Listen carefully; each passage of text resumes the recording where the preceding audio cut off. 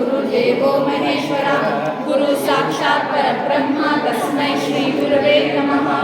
सबिंदु सुंदु सुरत्कलत्तरंगभंगरंजितं द्विषत्सुपापजातजातकालिवारि संयुतं कृतान्तदूतकालभूतभीतिहारि वर्मदे त्वदीयपादपङ्कजं नमामि देवि नर्मदे त्वदीयपादपङ्कजं नमामि देवि नर्मदे त्वदङ्गुलीनदीनमीनदिव्यसम्प्रदायकं कलौमलौमभारहारि